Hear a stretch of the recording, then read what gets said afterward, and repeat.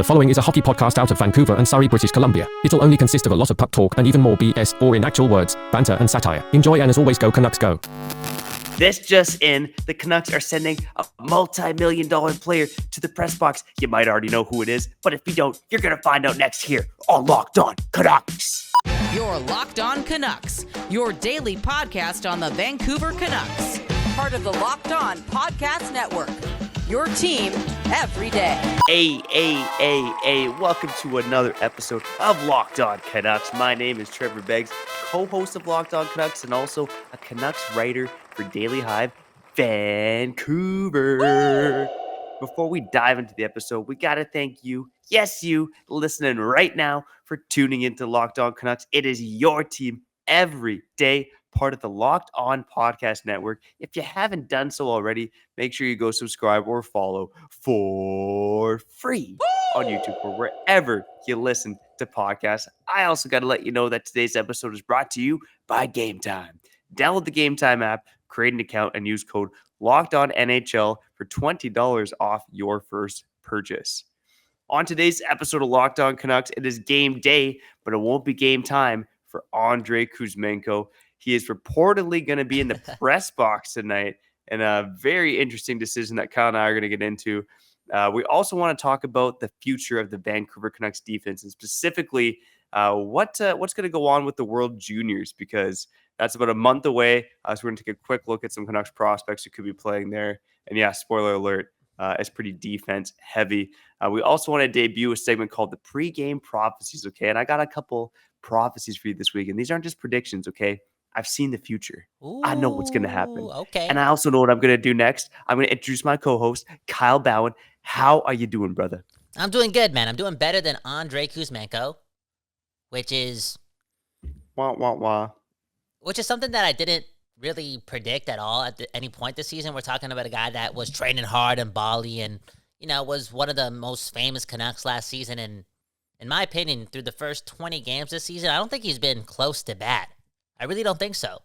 I feel as if this is more of a message from Tocchet, and we saw it last year as well. Kuzmenko seems to be an easy target for this guy to use as a member of his doghouse, right? It just seems that way. Also, the play that Kuzmenko made on the third goal, the game-winning goal against the Canucks, against the Avalanche, was embarrassing. That was embarrassing to hockey, a bit of a brain fart, and surprised about the scratch and a little hurt by it too, because I saw some tweet by Ian McIntyre that was really, really sad. I don't know if you have it in front of you, Trevor, but it was regarding how Filip Hronek is now on PP1 for the game tonight in Seattle, and the second half of the tweet talked about how Kuzmenko was all alone in the middle of the ice, flipping pucks to himself. So, oh man, yeah, it's this is something else, man. The sad violin music's playing. Oh man, for sure, man. Said. Unbelievable, man. Andrei Kuzmenko scratched. Game 20. We talked about this on the last episode too. It's time to forget about the start, even though we had a good one, and just reset. And the reset starts without Andrei Kuzmenko. Trevor Beggs. It also starts with the whole new lineup, and you're gonna go through that. And let's talk about it, because I have theories as well. I don't think it's all Kuzmenko's fault. I do think it's Pettersson's fault, but we'll get to that in a couple of minutes. Yeah, for sure. And let me get to the lineup here quickly, because it's a lot of interesting decisions in terms of the Canucks lineup. So here's how they practice today. The first line is Elias Pettersson, Ilya Mikheyev, and replacing Kuzmenko on the top line, it's Nils. No, it isn't Nils. It's Sam Lafferty. What? That's an interesting decision. Okay. And second line, you have Beauvillier with Miller and Besser. We've kind of seen that over the past few games. Beauvillier getting more opportunity up there with Phil Di Giuseppe dropping out of the lineup. Then your third line is the one line that stays the same. Suter's still out, so it is Garland, Blueger, and Joshua. And then on your fourth line, you have Nils Höglander, Phil Di Giuseppe, and recently recalled Nils Amon. Whoa. And then quickly on the defense, it looks like both Tyler Myers and Mark Friedman skated today, which is a good thing for your Vancouver Canucks. So you have Hughes, Hronek. You actually had Friedman and Myers on the same pair, and then you had Cole and Juleson as well. No, I saw Cole and McWard skating together. That's what I saw on the last post regarding the lineup. I don't know if that's going to actually happen. It would be funny as hell if Cole was playing with McWard tonight, because has that ever happened? Has that ever happened? Like, think about that. Cole McWard is going to be playing with Ian Cole, and we're going to have a Cole McWard pairing. That is something else, man. I would rather see Cole McWard than Noah Juleson. I think Juleson actually played his best game against Colorado, but at the same time, he just scares me, man. That guy scares me. He's too mistake heavy and not quick enough for the NHL. Yeah, I think on a number of levels, and we talked about that data, the NHL Edge data. Noah Juleson was the slowest scare on the Canucks in terms of top average speed. I was reading a report, don't have it in front of me, but it sounds like, again, with Freeman and Myers being good to go, Cole McWard was just taking some reps there. Okay. But it sounds like Freeman and Myers are good to play tonight, but we'll see. That's something to keep an eye on. McWard and Hirose are with the team and are options as well. But yeah, in terms of the lineup decisions there, Kyle, I'd ask you what stands out, but I want to say it's probably Sam Lafferty on the top line. It does and it doesn't, man. Because, I don't know, Lafferty, to me, all season long has played a pretty clean game, a really hard game. I think there's been a few moments where he's been invisible, but that's okay because he's on the fourth line. I think he's been rewarded here, and I think he's going to make the most of it, to be honest. There's not a lot. Taking Kuzmenko off that line, again, I don't want to spend too much time on Lafferty because I want to bring this up. Taking Kuzmenko off that line is going to put a lot of pressure on an apparently injured Elias Pettersson. And on that note, don't be fooled. A big reason why Kuzmenko is scratched today, I know this is so crazy to say, it's because Pettersson hasn't been 100%. He hasn't been driving play. He hasn't been making his line mates better around him. He's supposed to be the driver, the main focus, making everyone better around him again. And just if he's not at it at 110%, I'm not going to say he's going to make his other line mates look bad. But when the team is struggling, I don't know. Kuzmenko just seems as if he's like an easy target to pull out of the lineup and add some disruption / uncertainty / a little kick in the ass to the overall complexion of the Vancouver Canucks. And all right, we're experiencing a little bit of technical difficulties. That being said, I'm going to ask you a question right now, okay? Let us know in the comments below or DM us on Twitter. Do you think it's possible that the Vancouver Canucks fix up their blue line by trading Andrei Kuzmenko? I know, I said it. Wow. I know, I'm nuts. Anyways, let's get back to regular program. I know I just totally ignored the whole Lafferty thing. I just don't want to look too much into it. He's just a hard worker. Put him up the lineup. Something's got to give. The whole not having him up there over Niels Höglander, it's going to take some time for Taka to warm up to the full potentiality of Niels Höglander. I get it. But all in all, like, hasn't Kuzmenko actually gotten better as a two-way player this year? Or am I blind? I think he has. I want to say that the presence of Ilya Mikheyev on that line, I think, has helped out a bit. But I've seen Kuzmenko making, less boneheaded decisions with the puck. He's not trying to pinch as much to get out of the offensive zone. I think he's sticking with the group a bit more. That being said, it hasn't been perfect. Like, there was that odd play, like you mentioned, Kyle. It's tapping the stick in front of Miles Wood to try to distract him. I don't know what he was doing. Yeah, that was a bit odd. It's not beer league Kuzmenko. Like, you got to always be on that. Like, honestly, a play like that, if you, again, replay the clip, if you're listening or watching to this, it was one of the dumbest plays I've ever seen in hockey. And that is the reason why Kuzmenko scratched. It's like that one play alone. And it was a big play, the game-winning goal. You didn't get a point in that game. Points matter. That's why Kuzmenko got scratched, and it's hard to ignore it, especially when the team needs a little bit of a bump, and B, because, in my opinion, it was one of the most embarrassing defensive plays in hockey. Yeah. And again, I think part of the reason why Kuzmenko is being scratched, I mean, I think you're right, that one play does play into it. I do think part of it as well is that, he's just not a very physical player, and he's never going to be a physical player, but you know what I mean? Like, you have Rick Talker as your head coach, like one of the toughest SOBs of all time. You've seen the Canucks this season up and down the lineup work hard. That Miller line works their ass off, and they check hard. The third line checks hard. The fourth line checks hard. I think that first line, although they haven't been porous defensively, they probably, you could make an argument that they're probably the softest on the Canucks, which is weird to say. You got Elias Pettersson on that line. But they've been leading the most goals against recently. So that's part of it. There you go. And I think Kuzmenko as well, he hasn't been so offensively potent that he's a must-have in this lineup, right? I mean, look, underlying numbers for him are good. His underlying numbers at even strength, he's scoring at first line rate despite the goals not being there. He's picking up more assists. His expected goals for when the Kuzmenko's on the ice at 55%, like that's good. You like to see that. But again, I'm going to go back to the whole decision to have Lafferty on that top line. I mean, for me, Lafferty and Mikheyev are a bit redundant. They're both speedsters who play a good 200-foot game. Yeah.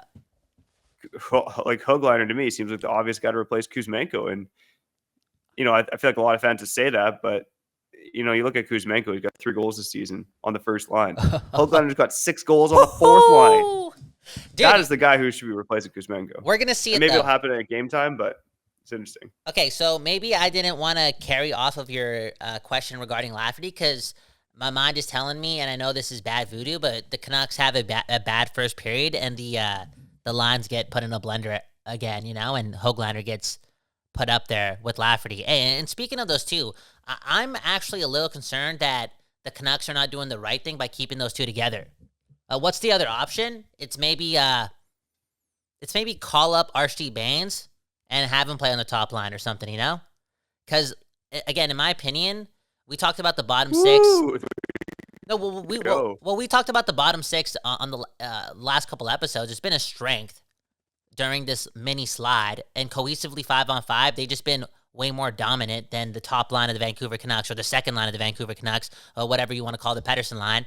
And a big reason for that, again, is the chemistry between Lafferty and Höglander. They seem to know where each other are at all times, and their hustle is unmatched. And borderline concerned that we're gonna lose some of that on the bottom 6.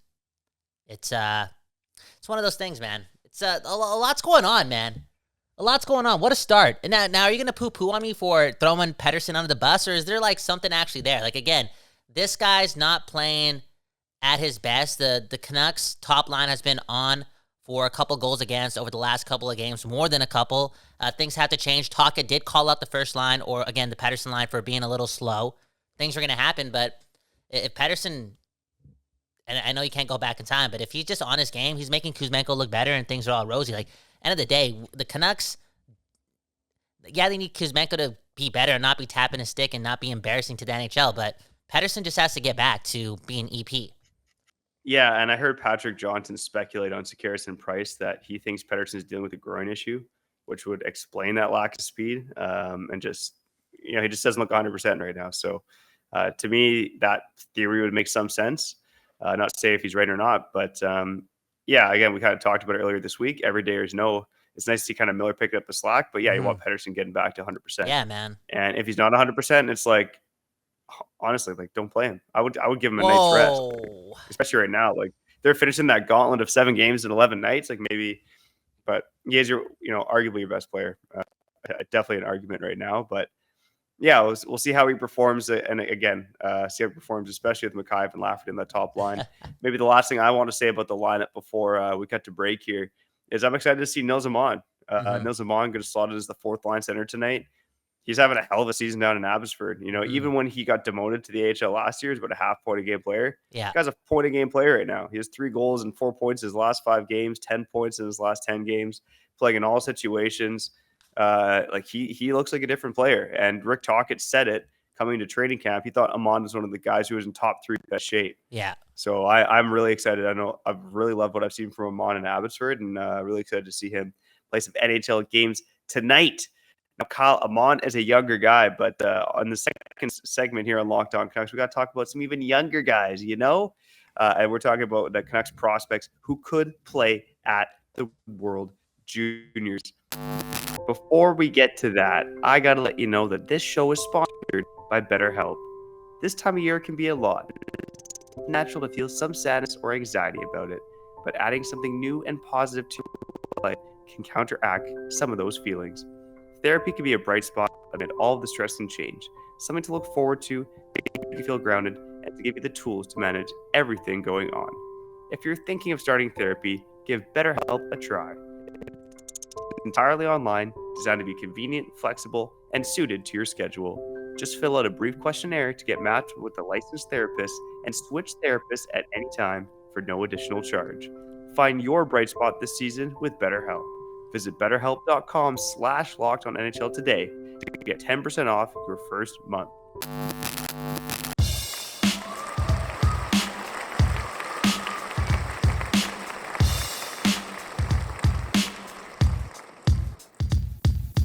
Okay, you're back on another episode of Locked On Canucks. My name is Kyle Bhawan. That right there is Trevor Beggs. And let me tell you something, Beggsy. I was going to give a shout out to the people, right? This is the show that we give you your Canucks every day. And we'd like you to subscribe and hit the like button. It helps us out a lot. And it's more important nowadays because I just realized that my girlfriend likes expensive beverages, man. We went to some speak easy type of bar, like some underground bar in Vancouver. You got to say like a secret code, pick a horse or something like that on the menu, and they take you to a back room, and it's like this very luxurious bar. And this girl ordered a $30 drink, bro. I shouldn't have told her. I shouldn't have told her that we hit 1,000 subs on Locked On Canucks. Unbelievable, Holy, man. There goes the Locked On income for the month right there, man. Ooh, right before Christmas? Is she mad at me? Maybe, dude. Man. Maybe. Unreal, man.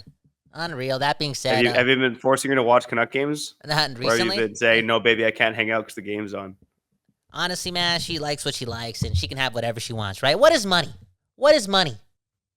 Straight up, man. It's all about the experiences, okay? One love to my girl, and one love to you if you are a Vancouver Canucks fan. On our last episode, we talked a little bit more. Well, was it 2 episodes ago when we talked a little bit more about Quinn Hughes versus Cale Makar? We've been getting a lot of hate for that. Some Colorado Avalanche fans found that episode, and they're hating on us, saying Quinn Hughes will come down to earth, all right? I don't believe it.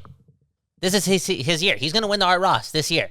He's going to break a lot of records, okay? Oh, and then he's going to be helped out in the future by some of the guys Trevor Beggs is mentioning, because, man, oh, man, is it possible, okay? Is it possible that the franchise that at one point never had a number one D-man is now stacked when it comes to having defensemen under the age of 25? Let us know, Beggsy. Yeah, I mean, right now the Canucks defense, the future's looking pretty damn bright. I mean, right now it's obviously the biggest weak spot of the team, but, not every prospect's going to hit, but you're looking at, 3 Canucks defensemen right now who are at the top of their age group, and 3 guys who are at least going to play in the World Juniors, maybe not prominent roles necessarily, but 3 guys who are likely to play the World Juniors. I'll start with maybe the most surprising of the 3, and that's Andrei Kuzmenko, the 18-year-old defenseman drafted in the 3rd round, who's looking like a surefire first-round talent right now, leading the OHL in scoring as a defenseman last time I checked. And, he's a right shot guy, a little bigger than Hughes, obviously. I think he stands about 6 foot or 6'1", a little slight, so he's not super physical. And obviously, offense is his calling card. But, man, oh, man, I've loved what I've seen from Andrei Kuzmenko from the OHL highlights there, and really excited to see this guy in the World Juniors. I don't think he was really on the World Junior radar before this season, but holy heck, he's been lights out, man. And then going over to Sweden as well. He's second in points, by the way. To cut he's you now off. Second in points now. Okay. To his teammate. His teammate. I'm not even going to mention his name. He's not a Canucks prospect. We're just going to talk about Hunter, man. Hunter has 39 points. 39 points in how many games? Are you serious? 22 games. 22 games. That's something 22. else. 22. Wow. That's crazy. Yeah. Yeah. Shout out to Hunter. I mean, honestly, right now, looking at the World Junior rosters and some of the projections I read from The Athletic, both Corey Prom and Scott Wheeler gave their projections. U.S. looks stronger than Canada. America. And 100% is a part of that. America. Dude, America might just be better at hockey than us right now. In all facets. Pretty damn close. It's just the truth. Yeah. Mackenzie Blackwood, your number 1 goalie for Team Canada. I don't think that's the case, but holy, man. Unbelievable. But going over to Sweden right now, it's like, yeah, you have another 2 defense prospects there. I mean, you have Elias Pettersson, DPD, who I thought looked really good at the World Juniors last year. Mm-hmm. He's slated to be back on the Swedish World Junior team.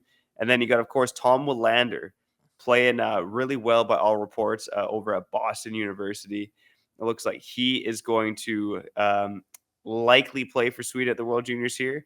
A lot of the projections actually have him on the same pair as Elias Pettersson. Oh, I like it. But man, oh man, I mean, again, not every prospect's going to hit. Take it with a grain of salt, but you can squint. You can get the rose-colored glasses on. It's Friday. Come on, let's have some fun.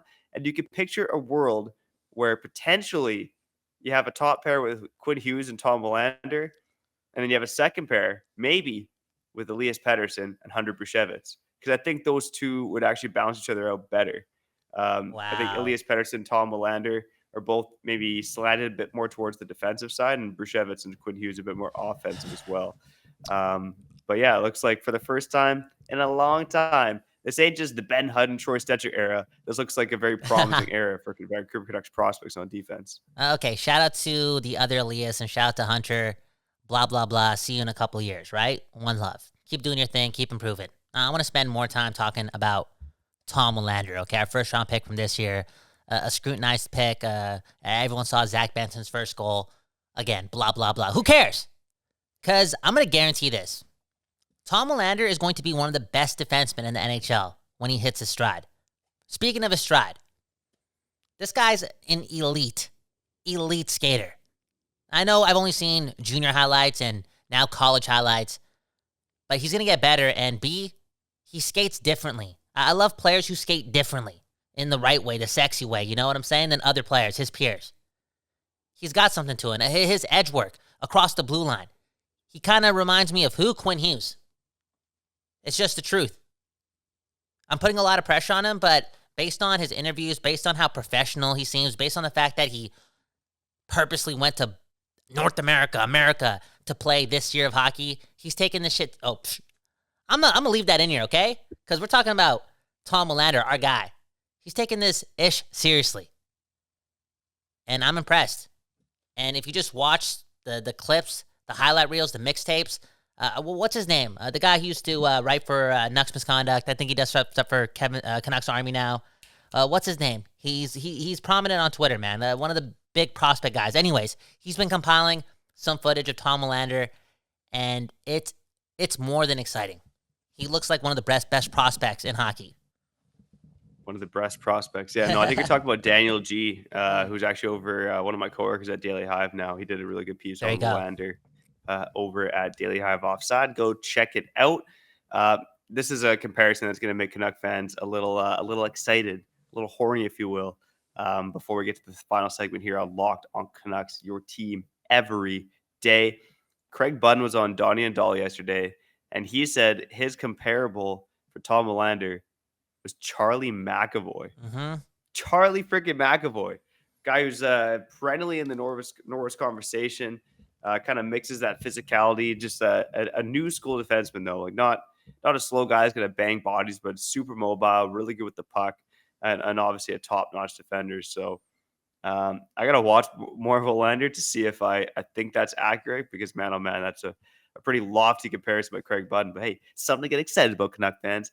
And we should also say before we end this segment that the fourth Canucks prospect that's projected to be on a World Junior roster, I mean, he's assuredly a lock, is Jonathan Lekaramaki, who's again having a pretty sweet season over in the SHL. Top 10 in goals right now, 8 goals, 12 points in 18 games.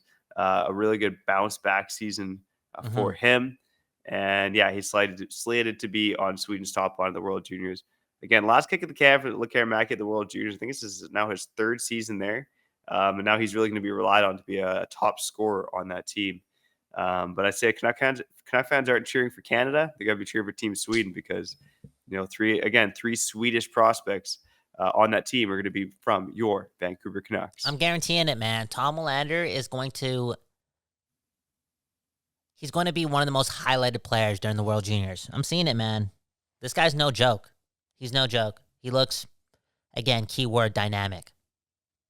And the future is bright, and it's even brighter if the Canucks can do what they did in the first 20 games again during the next 20 games. And I didn't think the Canucks were going to be a prominent winning team this early. I thought it was going to take a couple years, but that's another thing I'm guaranteeing too. Don't worry. Be happy. Your Canucks are here to stay this season. And the future is sooner and also bright. The future is soon. The future is bright. And we're going to talk about some futuristic pregame prophecies in the final segment here of Locked On Canucks. Before we do that, I need to ask you, have you ever been stressed out by buying tickets at the last minute?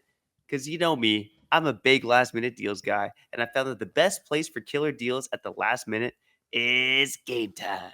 Yeah, Game Time, they got my back. I get these emails from Nicole at Game Time, and she's always teasing me with concerts and events this week in my area. Not only are those weekly emails a tease, but Game Time also offers me flash deals on last minute tickets. You can get exclusive flash deals on tickets for football, basketball, baseball, concerts, comedy, theater, and more. Now I have no choice but to get off my hairy ass rear end and check out a local show on a Friday night. So make sure you snag the tickets without the stress with Game Time. Download the Game Time app, create an account, and use code LOCKEDONNHL for $20 off your first purchase. Terms apply. Again, create an account and redeem code LOCKEDONNHL for $20 off.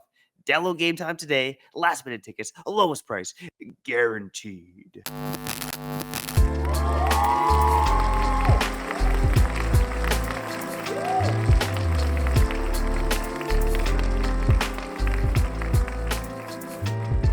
Okay.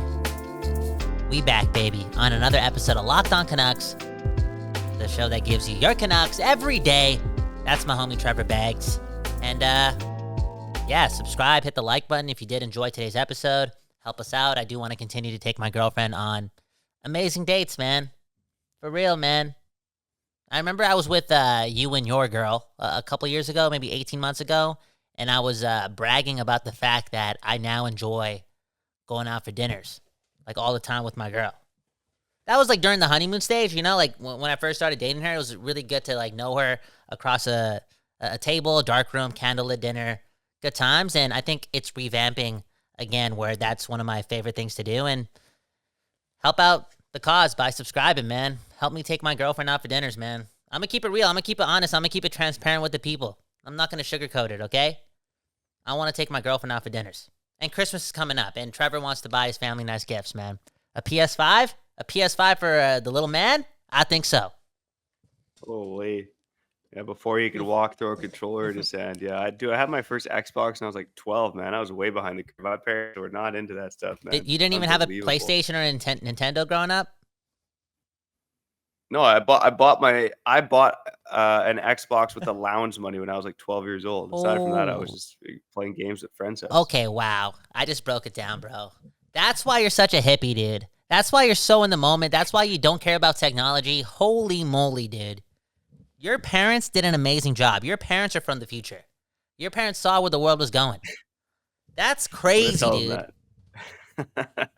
That's nuts. You always surprise me, but now it's all making sense, man. You are a hippie because technology has never been like a very, very important thing for the Beggs household. It's just the truth. 100%, man. And you know what? I tried to emulate my parents this way. The only thing on the TV is Canucks hockey, baby. Woo! And that's why I'm such a diehard hockey nut. Man, oh man, this weekend's going to be fun. A lot more of that coming your way. And I want to go 2-0. I want to go 2-0. If you're watching or listening to this, believe that. Manifest it. Visualize it. Not only do I want to go 2-0, but is this crazy to say? I think we need to go 2-0. I think it's must, 4-point territory this weekend for your Vancouver Canucks. Yeah, I would say that's a little crazy to say, but it's not crazy in the sense, Kyle, that I've seen it. Ooh. I've seen what's going to happen this weekend, and I'll tell the people what's going to happen with these pregame prophecies, baby.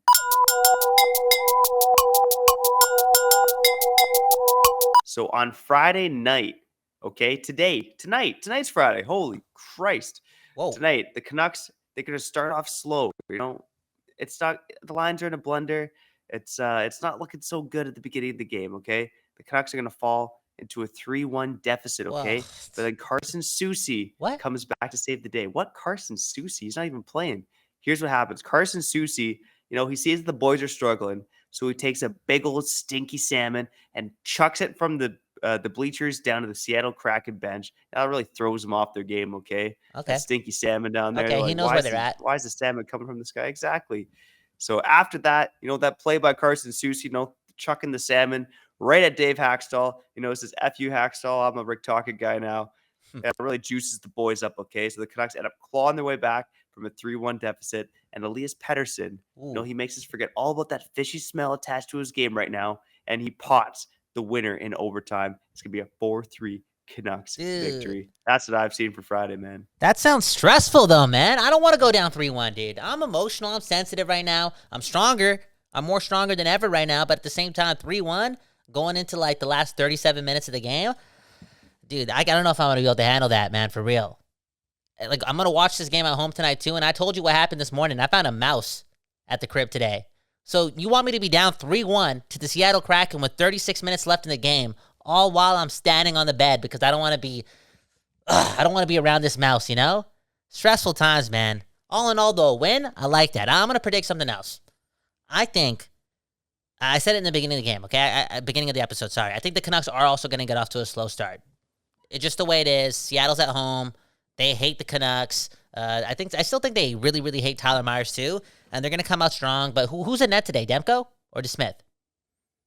Who knows? Whatever goaltender's in net, he's going to hold the fort. It's going to be 0-0 going into the second period, and then Niels Höglander is going to get promoted to that top line, and things are going to change, okay? I think Höglander and Pettersson have some chemistry off the jump. They're going to combine for a goal, and all in all, the Canucks are going to win 4-2. 4-2. And we're going to see another 2 points from Quinn Hughes and another goal from JT Miller, okay? 4-2 Vancouver. What's going to happen tomorrow, Trevor?